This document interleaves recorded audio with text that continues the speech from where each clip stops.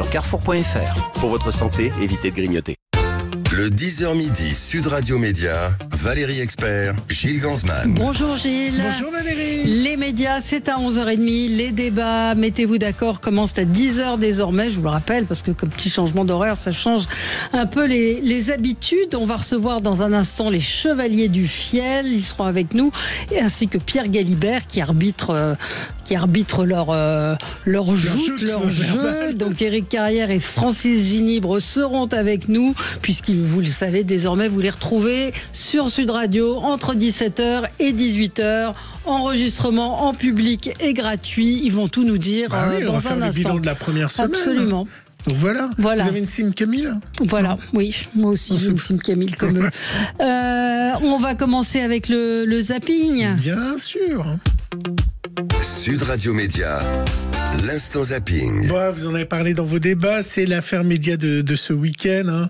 Le petit pot entre journalistes du service public, Thomas Legrand et Patrick Cohen, avec des cadres du Parti Socialiste. Un conciliabule filmé par un portable dont la vidéo a été publiée par le site L'Incorrect, un média classé à droite, dont sa directrice de la communication, Juliette Briens, est venue sur CNews ce dimanche expliquer les conditions du tournage de cette vidéo. Il se trouve qu'un lecteur de l'Incorrect se trouve ce jour-là dans une brasserie chic du 7e arrondissement, en train de boire son café, ne se mêlant que de ses affaires, et se retrouve d'un seul coup confronté à une table juste à côté de lui, avec un volume sonore assez haut, et qui donc reconnaît évidemment Patrick Cohen, qui est quand même une figure très reconnaissable, mais ne reconnaît absolument pas les autres. Mais se rend compte que le ton, un ton un peu suspect, entend quelques mots, comprend que ça parle de politique, notamment à gauche, etc. Et nous sommes en 2025, comme ça arrive beaucoup dans notre époque, se saisit de son téléphone, décide de filmer la scène et choisit l'Incorrect pour envoyer le matériel brut, absolument brut. Donc c'est une succession de petites vidéos. Voilà, je dis, ce n'est pas une longue vidéo, c'est une succession de 10 ou 12 petites vidéos. Ouais. Aujourd'hui, tout le monde peut être journaliste et paparazzi et autres, mais bon, il va falloir qu'on se voit dans d'autres endroits, alors finalement. Non, mais je pense qu'il faut être effectivement peut-être aussi un peu prudent quand d'une manière générale, ça vous est pas arrivé, c'est déjà arrivé à des gens de dire, pas forcément des journalistes, j'étais à côté de machin qui a parlé de toi. Ben oui. Donc voilà. Mais ça a été la même histoire.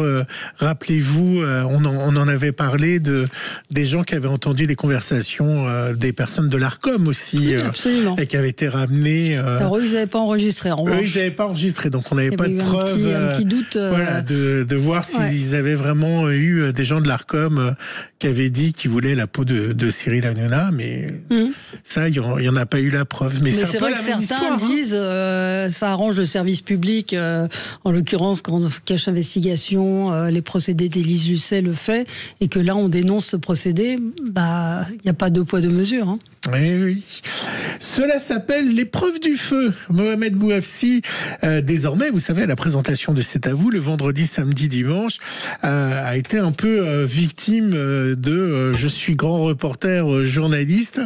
Vous allez voir ce que vous allez voir. Et le Premier ministre François Bayrou ne s'est pas laissé manipuler et faire. Il l'a clashé en direct. Il faut dire qu'il n'a pas été vraiment honnête. François Bayrou, depuis le début de la semaine, vous avez parlé aux 4 chaînes info, à RMC, aux 20h de France 2, à RTL. Aujourd'hui, vous êtes avec nous. Dans un sondage pour Le Figaro, on apprend que seulement 14% des Français ont confiance en vous. Pourquoi vous êtes là ce soir et qu'est-ce que vous avez envie de dire aux Français ? Je vous trouve gonflé. Je suis là parce que vous m'avez invité. Et vous avez accepté cette invitation ? Excusez-moi. on va dire aux gens, c'est pas moi qui m'invite. Non, pas du tout, mais vous l'avez accepté cette invitation. Vous êtes venu dans mon bureau. Oui. Pour me expliquer qu'il fallait que je vienne, que c'était une émission où vous aviez envie et besoin de me rencontrer. Et vous dites maintenant pourquoi vous êtes là ? Non, mais je suis là parce que vous m'avez invité. Ce n'est pas lié à l'invitation, monsieur le Premier ministre. C'est quel message vous portez ce soir aux Français ? Vous l'avez accepté cette invitation. Donc pourquoi vous êtes là ? Quel message vous voulez porter ce soir aux Français ? C'est ça ma question. Est-ce qu'on peut sortir des jeux de rôle ? On n'a absolument pas commencé. C'est un jeu de rôle. Voilà.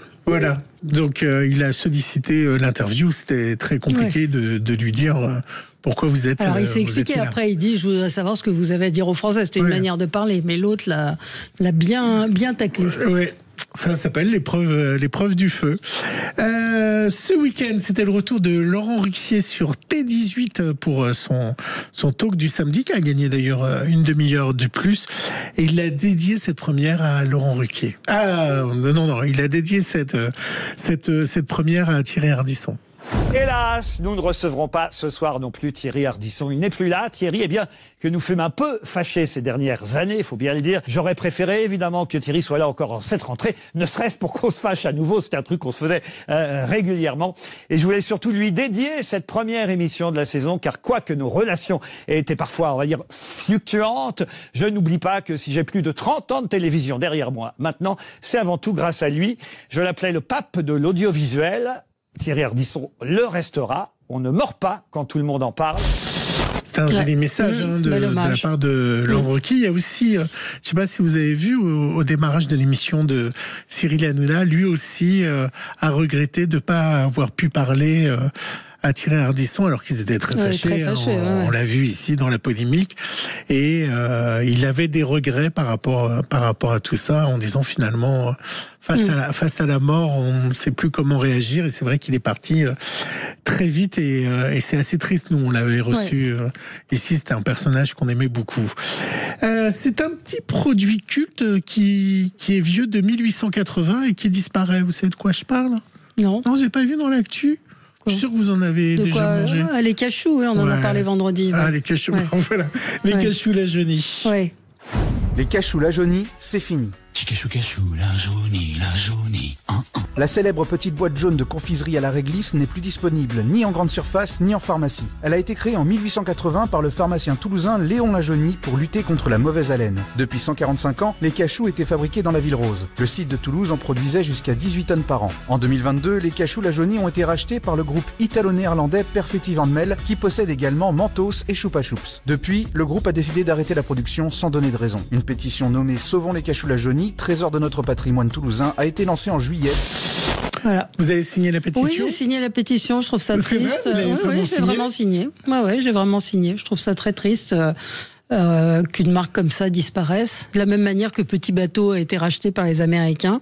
Voilà, je trouve que notre patrimoine disparaît. Ou même Carambar. Carambar appartient aux Américains. Maintenant, il y a un tas de marques. Mais les cachous, ça disparaît complètement. Petit Bateau, ça va continuer, mais les cachous la jaunie, ça disparaît complètement.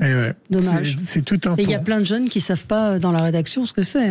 Les cachous la jaunie, vous avez fait votre petit test? Oui, je ne sais plus, on en a parlé vendredi matin et il y a des gens à qui ça ne disait rien.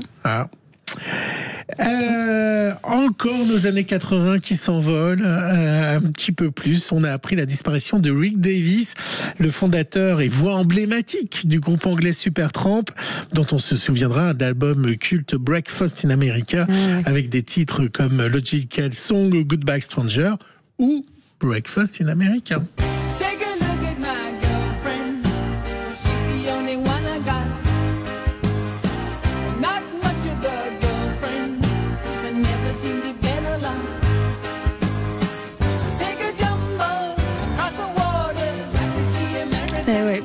Notre réalisateur m'a dit, même ça je connais. Vous voyez, il ne connaît pas les cachous la jaunie, mais il connaît Supertramp.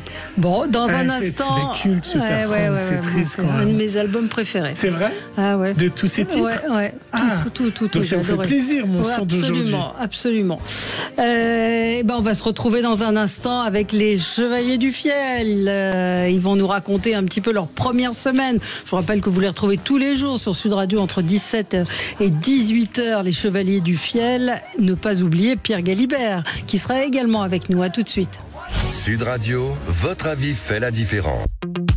Sud Radio Média, les invités du jour. Les invités du jour. Alors, l'actualité, ce n'est pas l'actualité médiatique, ce n'est pas l'arrivée de Léa Salamé, ce n'est pas le retour de Cyril Hanouna, c'est l'arrivée sur Sud Radio des Chevaliers du Fiel, le retour au bercail des Chevaliers du Fiel qui sont là avec nous, Éric Carrière et Francis Ginibre. Alors, j'ai mis Éric, c'est le grand, parce que je vous confonds. Et vous me disiez que tout le monde faisait ça? Ouais, tout le monde nous confond. Bon. C'est vrai, j'ai jamais compris pourquoi. Ils savent qui est le grand grand et qui est le petit, mais ils confondent les prénoms. C'est un peu comme Fontaine voilà ce que j'allais dire. Voilà, peut-être. C'est un peu ça. Mais donc retour à Sud Radio tous les jours, 17h. C'était pas prévu, franchement. Alors comment ça s'est passé ce retour? Parce que vous nous aviez quittés. Oui, on était allés partout. Vous aviez divorcé.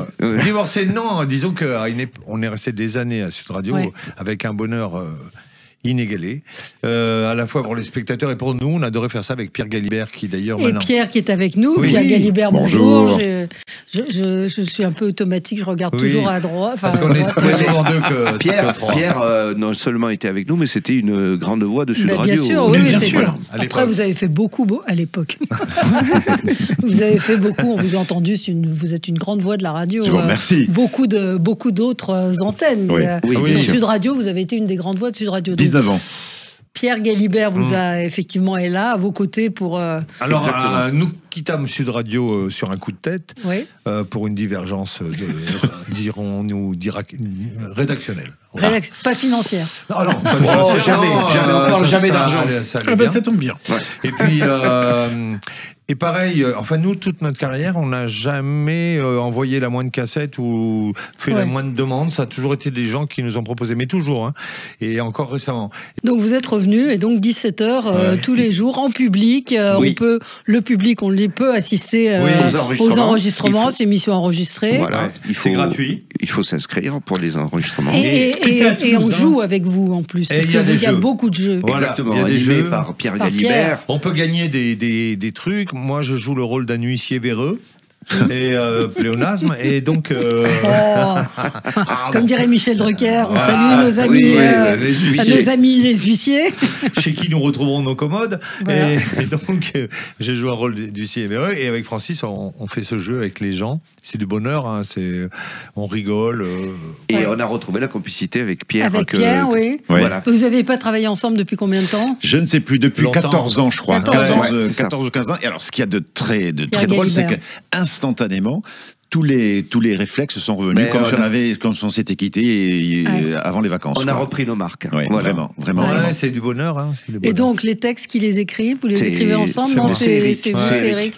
C'est l'auteur. Je suis le coupable de ça. Parce que pour nos éditeurs, c'est plus une émission de sketch, de bonne humeur, qu'une émission d'actualité ou de politique. Oui, d'opinion. C'est du divertissement. Des fois, on fait de l'opinion, parce que vous n'êtes pas sans ignorer que sur toutes les chaînes info, il y a des spécialistes de tout. C'est un truc que j'adore d'ailleurs. C'est que tous les mecs s'y connaissent en tout. Vous prenez, il y en a des célèbres, mais pour en citer qu'un, par exemple Barbier, que j'aime bien, Christophe Barbier.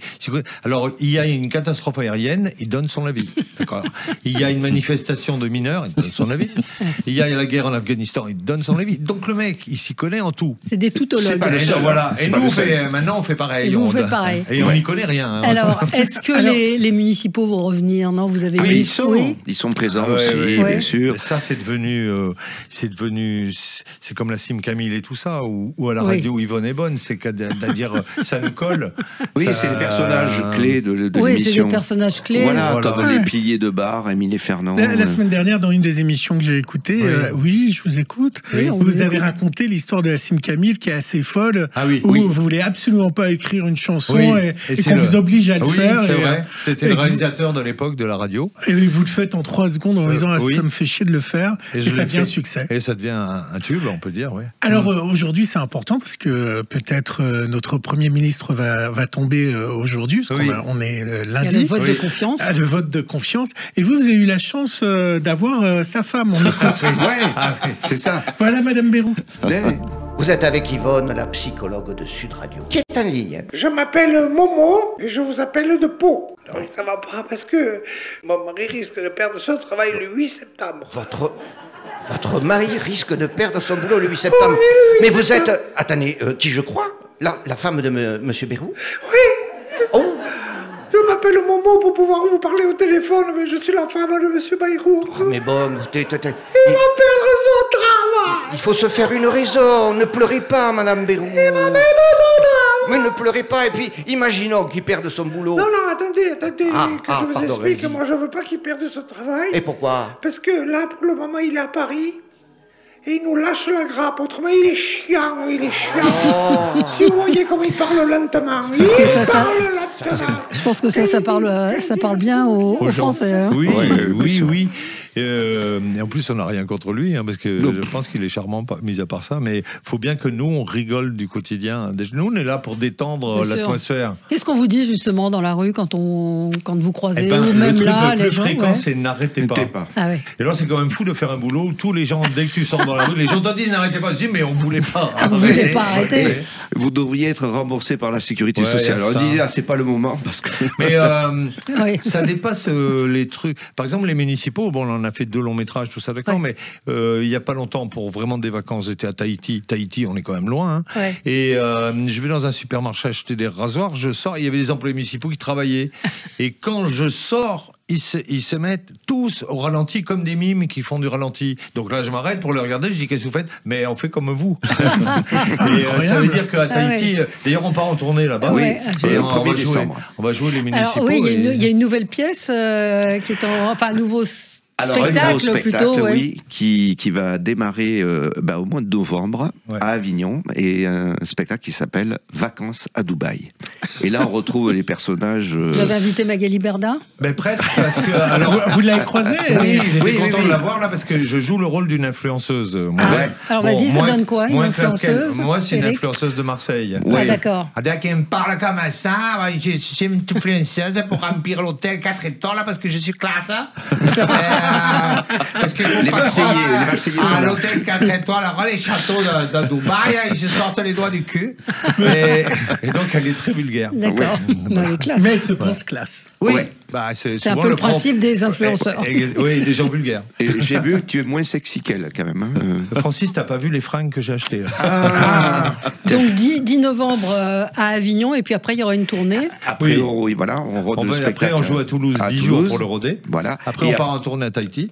Et après, au mois de janvier, on attaque les Zéniths un peu partout en France.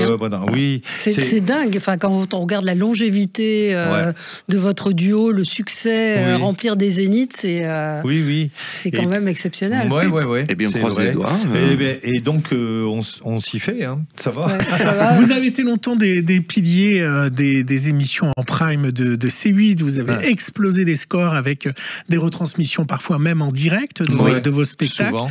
Et depuis la disparition de la chaîne, est-ce que d'autres chaînes sont venues un peu vous dragouiller? Oui, franchement toutes. Enfin, toutes les chaînes qui ont une importance, quoi. Et nous, on n'était pas hyper pressés parce qu'on a été traumatisés par ce fait. Je crois que la France est le seul pays civilisé où on peut supprimer une chaîne de télé pour des raisons d'opinion dont on peut parler.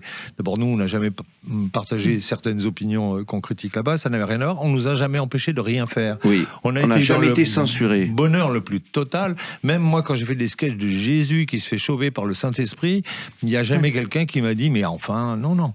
Bon, ça nous concerne, nous. Le reste, et remplacé par 2 chaînes qui sont les dernières de la TNT. Qui sont les dernières de la TNT. Et qui feront rien du tout, ils n'ont pas de thunes, enfin, on le sait très bien. C'est un pays démocratique, libre. Déjà, quand on s'achète Ruquier, c'est qu'on n'a plus d'argent.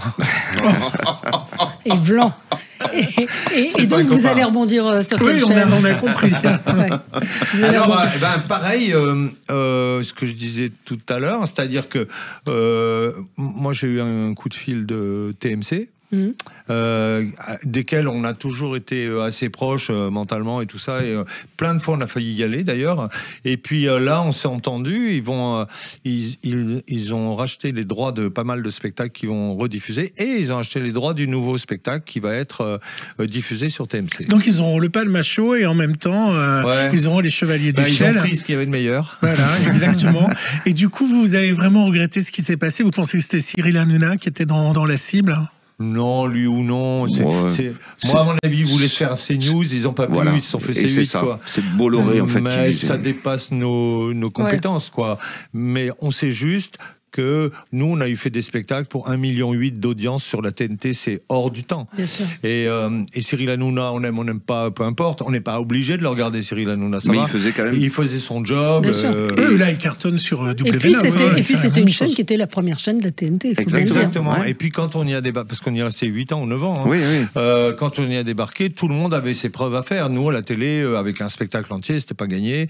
Ils nous ont fait confiance, on en a fait 20 ou 25, je sais pas, énorme.